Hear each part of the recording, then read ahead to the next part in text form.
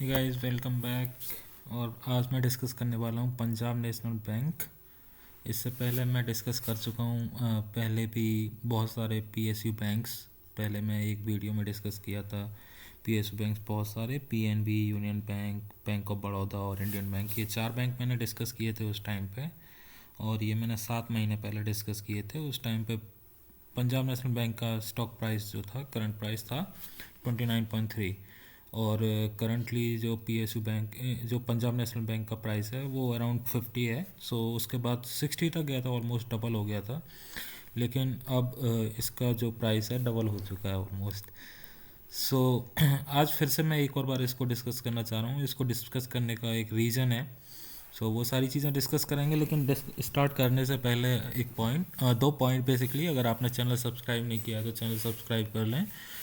और यदि आपने और ये मेरी कोई भी रिकमेंडेशन नहीं है, ये बेसिकली एक एजुकेशनल वीडियो है। आप अपना खुद का डिसीजन लें बाय या सेल करने से पहले, जो भी है। ऑलराइट, सो पंजाब नेशनल बैंक डिस्कस करने का आज सबसे बड़ा रीज़न है, आज इसके रिजल्ट आए थे। रिजल्ट आप यहाँ पे स्किनर.इन इसमें जाके देख सकते हैं। यहाँ पे इस वेबसाइट पे सिंपल आप स्किनर.इन पे जाएंगे और यहाँ पंजाब नेशनल बैंक सर्च करेंगे तो आप इस पेज पे आ जाएंगे। यहाँ पे आप दिसंबर मंथ का देख सकते हैं। जो प्रॉफिट है 715 करोड़ है, और लास्ट टाइम जो था 1249 करोड़ रुपए था। तो देखने में ऐसे लग रहा है कि बहुत ज़्यादा ख़राब रिजल्ट है, और न्यूज़ पढ़ोगे तो उससे और ज़्यादा लगेगा कि हाँ बहुत ही ज़्यादा ख़राब है।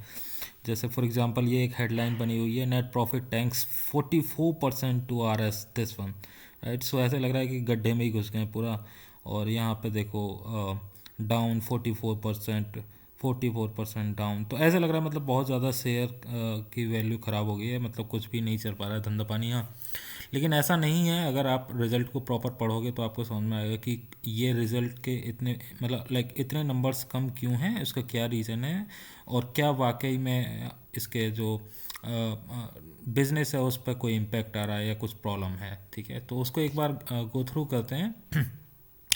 तो यहाँ पे इसके मैंने रिज़ल्ट ओपन किए हुए हैं। ये आप जाके यहाँ पे इस पीडीएफ को ओपन करेंगे तो इसके रिज़ल्ट ओपन हो जाएंगे। ठीक है, तो बैंक में ये है जो 2022 दिसंबर के हैं, ये लास्ट क्वार्टर के हैं, एंड ये 2021 दिसंबर के हैं। ठीक है, यहाँ पे आप देखेंगे तो टोटल इनकम देखेंगे तो ये अभी इन्होंने लाख्स में दी हुई है। आई थिंक लाख्स में दी हुई है, समझ में नहीं आता लाख्स में क्यों देते हैं, करोड़ में दे सकते हैं, इजी होता है रीड करना बेसिकली।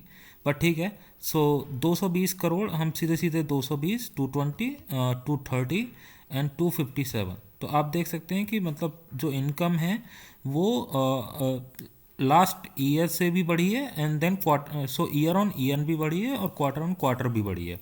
ठीक है, अब उसके बाद कुछ एक्सपेंस वगैरह हैं यहाँ पे। अगर आप चेक करेंगे देन एक्सपेंस वगैरह हटा के यहाँ पे 507, 556 एंड देन 571। सो बेसिकली ऐसे लग रहा है कि ऑपरेटिंग प्रॉफिट भी ठीक है, मतलब बढ़ा हुआ ही आया है। ठीक है, जब ऑपरेटिंग प्रॉफिट बढ़ा हुआ है तो मतलब प्रॉफिट कम कैसे हो गया है। ठीक है, उसका रीज़न है दोस्तों, इसमें कंपनी ने प्रोविजंस किए हैं। अगर मैं आपको दिखा पाऊँ यहाँ पे, तो यहाँ पे प्रोविज़न के नंबर हैं। लास्ट टाइम जो था 249 था, और इस बार जो 373 है। ठीक है, और उससे पहले जो था बेसिकली यहाँ पे था 595। ठीक है, तो बेसिकली कंपनी क्या कर रही है, इनके पास इनके ऊपर एनपीए काफ़ी ज़्यादा था, तो ये लोग अपनी बैलेंस शीट क्लीन करने के लिए प्रोविजंस कर रहे हैं। तो बेसिकली अपना घाटा बराबर करने के लिए ये अपने प्रॉफिट को उसमें कट कर देते हैं। 10 वाई वहाँ पे क्या होता है, एनपीए का नंबर कम हो जाता है, बट अल्टीमेटली आपके प्रॉफिट कम हो जाते हैं। ठीक है, तो इसका बेनिफिट क्या होगा, इसका बेनिफिट एक्चुअली लॉन्ग टर्म में होगा। जैसे कि अगर आप देख पा रहे होंगे यहाँ पे एनपीए के नंबर। ठीक है, तो अगर आप यहाँ मैं एक बार थोड़ा सा नीचे स्क्रॉल कर लेता हूँ, राइट। तो अगर आप नेट एनपीए देखेंगे तो ईयर ऑन ईयर जो लास्ट ईयर था दिसंबर में, दैट वाज 4.9%, और लास्ट क्वार्टर में जो था दैट वाज 3.8%, और अब है 3.3%। सो दैट मीन कि आगे चल के क्या होगा, जब ये एनपीए अराउंड 2% आ जाएगा या 1.5% आ जाएगा, तो उसके बाद इन लोगों को इतने प्रोविजंस करने की ज़रूरत नहीं पड़ेगी जितने प्रोविजंस अभी ये लोग कर रहे हैं, ठीक है। तो जैसे सपोज करो इन्होंने 4,000 करोड़ 5,000 करोड़ के जो प्रोविजंस किए हैं वो करने की ज़रूरत नहीं पड़ेगी, क्योंकि इस तरीके से क्या होगा, बैलेंस शीट क्लीन हो जाएगी। 2% फॉर एग्जांपल एनपीए रह गया या 1.5% रह गया, तो उसके बाद क्या है कि ये 4-5 हज़ार करोड़ जो भी ये एनपी इसमें प्रोविजंस करते हैं ये सीधे सीधे आपके प्रॉफिट में ऐड हो जाएंगे। और प्रॉफिट में ऐड होने के बाद जो अभी आप यहाँ पे रिजल्ट देख रहे हैं 715 करोड़, तो ये आप समझ सकते हैं कि सीधे सीधे 5,000 करोड़ एक क्वार्टर का प्रॉफिट हो सकता है, ठीक है, अगर मुझे प्रोविज़न करने की ज़रूरत नहीं पड़ेगी। ऐसा ज़रूर है, मतलब लाइक कि बिल्कुल भी नहीं करनी पड़ेगी, हो सकता है कि इसका 1,000 करोड़ ही करना पड़े, 700 करोड़, इवन 600-700 करोड़ ही प्रोविज़न करना पड़े, ठीक है, ऐसा भी पॉसिबल है, क्योंकि बैलेंस शीट आपकी क्लीन हो चुकी होगी, ठीक है। और जो बड़े बैंक है, प्राइवेट बैंक है, उनका बेनिफिट यही होता है क्योंकि उनकी बैलेंस शीट बहुत ज़्यादा क्लीन है और उनको बहुत ज़्यादा प्रोविज़न करने नहीं पड़ते हैं, इस वजह से उनके रिजल्ट भी काफ़ी अच्छे होते हैं, ठीक है।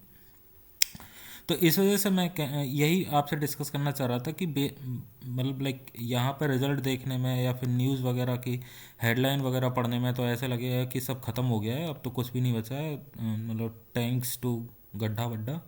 तो बट ऐसा कुछ भी नहीं है, 715 करोड़ के हैं, लास्ट क्वार्टर से ज़्यादा ही हैं, इवन मेरे ख्याल से 70% ज़्यादा है, एंड देन लास्ट ईयर से कम है, लाइक उसका रीज़न भी है, प्रोविज़न भी किया है।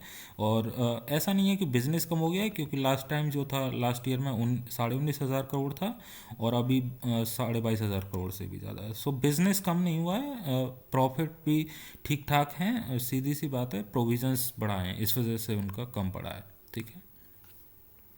सेकंड, अगर मैं यहाँ पे एक बार न्यूज़ में इनका बेसिकली न्यूज़ ना एक हेडलाइन पढ़ लेते हैं लोग, तो उसके बेस पर डिसीजन ले लेते हैं। अगर इन डेप्थ पढ़ेंगे तो चीज़ें और ज़्यादा क्लियर हो जाती हैं। एक्चुअली इन डेप्थ मेन चीज़ें लिखी हुई होती हैं, हेडलाइन में अधिकतर जो कभी कभी ऑपरेटर्स के ही टाइटल होते हैं, ज़्यादातर जो वो चाहते हैं वही होता है, ठीक है।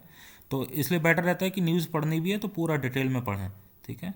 तो अगर आप यहाँ पर देखेंगे तो इसके में मेन जो इन्होंने दिया हुआ है कि जो 5 की हाइलाइट्स हैं, तो अगर मैं ये पूरे मेन पढ़ के बता दूँ एक बार, तो प्रॉफिट आफ्टर टैक्स जो है वो हम डिस्कस कर चुके हैं, कम हो गया है, ठीक है, जो 628 करोड़ है, ठीक है। लेकिन जो नेट इंटरेस्ट इनकम थी दैट इज़ दैट रोज 17.6, मतलब इनका इनकम बढ़ी है, ठीक है। और असेट क्वालिटी जो मैं एनपीए की बात कर रहा था, that is also good, right. So the quality of bank improved sharply on year basis during the reporting quarter, right. So यहाँ पे एनपीए जो था basically gross NPA asset of the bank were at 83,000, मतलब 83,500 करोड़ के थे as on December ये, ठीक है। तो अभी कितने हैं, 83,500 करोड़ के हैं, जो पहले कितने थे, 97,259 करोड़ के थे। तो बेसिकली यहाँ पे आपका करीब करीब 14,000 करोड़ का इन्होंने ये कुछ प्रोविज़न कर लिया, कुछ हो सकता है रिकवरी कर ली हो। तो मैं मान के चल रहा हूँ फॉर एग्जांपल अगर प्रोविज़न 10,000 करोड़ भी कर दिया, तो सोचो कि एक ईयर में जो भी मैं यहाँ पे देख रहा हूँ कि ये 1,830 करोड़ का प्रॉफिट है और अब मैं 10,000 करोड़ का यदि प्रोविज़न कर रहा हूँ, तो अगर मेरा एनपीए नहीं रहेगा तो ये 10,000 करोड़ का प्रोविज़न करने की ज़रूरत नहीं पड़ेगी, और मेरा मतलब 11-12 हज़ार करोड़ का मेरा यहाँ पे मतलब लाइक एक साल का प्रॉफिट होगा। और जब 11-12 हज़ार करोड़ का प्रॉफिट होगा तो मेरा इसका वैल्यूएशन 55,000 करोड़ नहीं होगा। इसके लिए मैं एक एग्जांपल दिखाता हूँ आपको, मतलब ऑब्वियसली जैसे मैं प्राइवेट बैंक के ही साथ कंपेयर करने की कोशिश कर रहा हूँ, हो सकता है मतलब कंपेरेबल नहीं है बिकॉज मैनेजमेंट की अलग वैल्यू होती है। तो इनका जैसे 44,000 का प्रॉफिट है, ठीक है। तो 4 गुना मैं मान के चल रहा हूँ कि अगर मेरा 12,000 करोड़ आएगा यदि 2 साल बाद पीएनबी में, तो इसमें जो इसका भी ऑब्वियसली बढ़ जाएगा, 5 गुना कर लेते हैं, ठीक है। बट इसका जो मार्केट वैल्यू है that is 9 lakh crore, right, और इसका 1 लाख करोड़ भी नहीं है। तो अगर 5 गुना भी हो जाएगा तो कम से कम इसका 1.5 लाख करोड़ तो होना चाहिए फिर मार्केट वैल्यू, राइट। अगर मैं मान के चलूँ कि नहीं ये सरकारी कंपनी है तो फिर भी 1 लाख करोड़ फिर भी होना चाहिए, ठीक है। सो दैट मीन कि इस स्टॉक प्राइस में मैं मानता हूँ कि कैपेबिलिटी है to go up to its book value, right.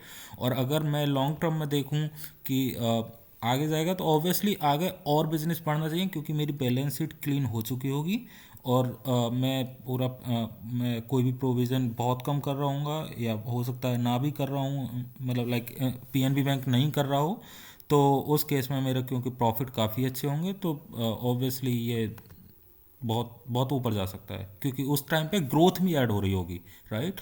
तो जो ग्रोथ हो रही है बैंक में, जैसे मैं यहाँ पे अगर दिखाऊँ आपको, तो जैसे 81,000 करोड़, और ये यहाँ पे 81,630, यहाँ 54,000 करोड़ था, राइट। तो 2020 में 54,000 करोड़ थी, और जो अभी 81,630 करोड़ है, तो ये ग्रोथ है, राइट। तो ऐसे ही अगर मैं 2 साल बाद आऊँगा, तो हो सकता है ये 1 लाख करोड़ हो चुका होगा, राइट, रेवेन्यू मेरा। तो वो जो ग्रोथ होगी उसके बेस पे 12,000 करोड़ से हो सकता है मेरा 15,000 करोड़ हो जाएगा, राइट। तो इसलिए मैं मान के चल रहा हूँ कि मेरा जो है ये मतलब लाइक 3 डिजिट में ऑब्वियसली जाना चाहिए, ठीक है। और अगर मैं एक बार इसको पूरा करके भी दिखाऊँ मैक्स में, तो कभी ये स्टॉक प्राइस 275 रुपये का हुआ करता था, और मुझे लग रहा है कि ये यहाँ तक इजीली जा सकता है, लॉन्ग टर्म में 200 रुपये तक जा सकता है। बट अगर मैं शॉर्ट टर्म में देखूँ, तो इसको बुक वैल्यू तक जाना चाहिए, यहाँ तक तो जाना ही चाहिए, ठीक है। अभी ये प्राइस ट्रेड कर रहा है जहाँ ये कोरोना से पहले ट्रेड किया करता था, राइट। और कोरोना से पहले यदि मैं देखूँ तो क्या सिचुएशन थी, एक बार यहाँ देख सकते हैं हम। 2020 का अगर मैं देखना चाहूँ, तो स्टैंड अलोन रिजल्ट देखूँगा मैं, तो मैं प्रॉफिट और लॉस में गया है, ठीक है। हाँ, तो ये है मेरे पास 2020 के रिज़ल्ट यहाँ पे। तो आप देख सकते हैं यहाँ पे एनपीए मेरे 14 साढ़े 14% हुआ करते थे, जो अभी 9.5% रह गए हैं, राइट। जो 5.5% हुआ करता था, वो अभी 3.5% रह गया, राइट। तो कोरोना से पहले चीज़ें काफ़ी इम्प्रूव हो गई हैं, जबकि शेयर प्राइस कोरोना के टाइम से भी नीचे ट्रेड कर रहा है। तो मुझे लगता है कि और एक्चुअली में अब मैनेजमेंट काफ़ी ज़्यादा एक्टिव लगता है एज़ कंपैरिजन जो पहले 2020 से पहले चीज़ें थी। तो मुझे लगता है कि इसको हम बुक वैल्यू तक होल्ड कर सकते हैं, ठीक है। और I think obviously this is not recommendation, but I think कि ये this is good buying price, right. So अगर इसमें डिप मिलता है, so that can be something like which we can buy. So that was all I was willing to talk. Thank you so much. See you soon. Thank you.